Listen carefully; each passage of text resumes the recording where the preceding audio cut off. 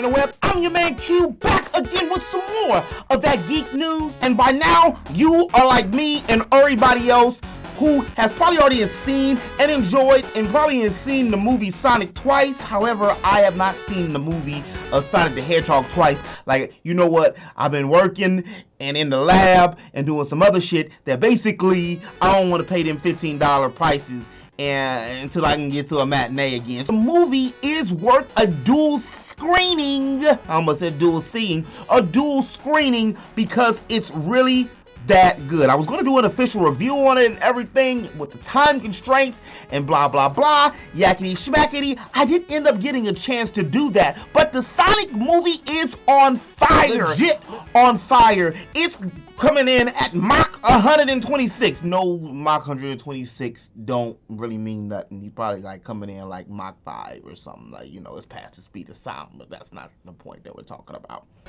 The Sonic the Hedgehog movie has come a long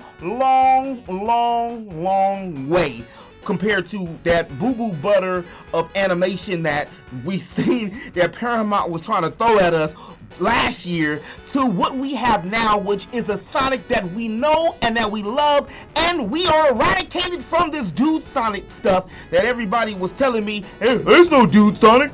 Sonic doesn't say, hey, Tails. Sonic says, hey, Tails.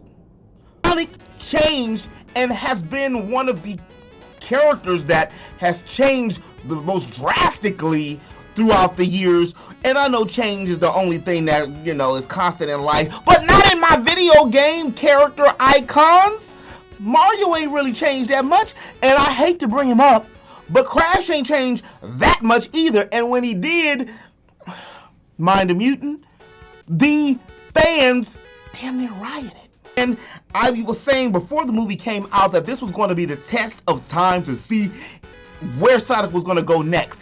And doing the whole origin and backstory and everything for Sonic and giving it its own MCU type treatment where fans can digest the story and everything very easily, and we see where he came from. We see the original Robotnik, and we also see the origin of the rings. Priceless. Legitimately, it's almost as priceless as one of these time dimension rings. It legit really is. And the Sonic the Hedgehog movie did really good, coming in as the best video game movie of all time, outbeating the Detective Pikachu, which was $54.3 million, with a $57.1 million and $100 million worldwide. I mean, damn, that's actually pretty good for an anthropomorphic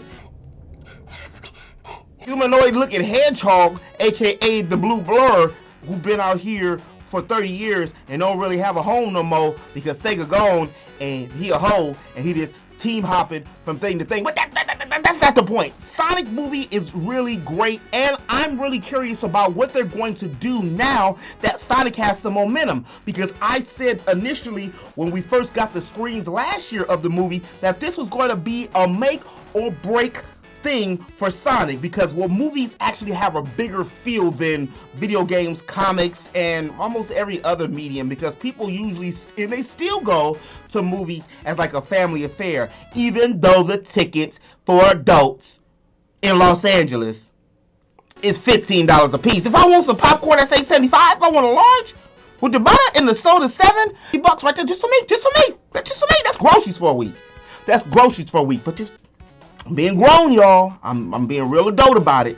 And on top of the Sonic movie's great success, there's also been some rumblings on the web about the reemergence of the Sega Phoenix.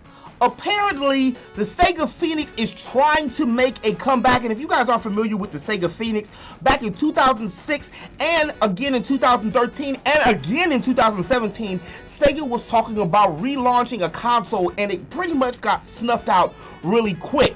The Sega Phoenix was supposed to be on par with the Xbox One and with the PlayStation 4, and it was said to have some type of, what did we used to call those? To be one of the new type systems where you still can play traditional discs, so we had the physical stuff, but you're also going to be able to use the Sega Network, well, it's not really called Sega Network anymore, but the Sega Forever service. So once you sign up for the online, you get a Netflix of games all the games that Sega created on the system. So that's a library of hundreds of games, and you're also going to get some of the Atlas games, which so say I'm really excited to see if this is real, and if they're going to be incorporating more streaming services, and this is going to connect with the computer and it will connect with the phone.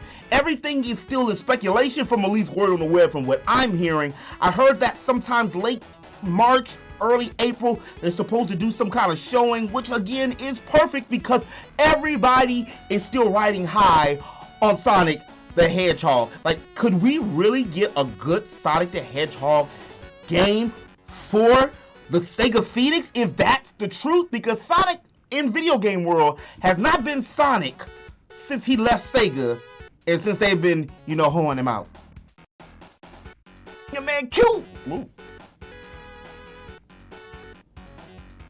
Myself kind of hard. If you did like this video, do me a favor and make sure you hit that like button. And if you're new to my channel and you want to stay up to date on all things games, got a little unfocused there, all things entertainment, all things anime, sprinkle a little bit of that geek bang comedy, then make sure you hit that subscribe button. I also do videos, well, they're really streams, Monday, Wednesday, and Friday on Twitch. Links are in the description below. And as always, interweb, remember to eat, geek, sleep, repeat. I'll holler at y'all later.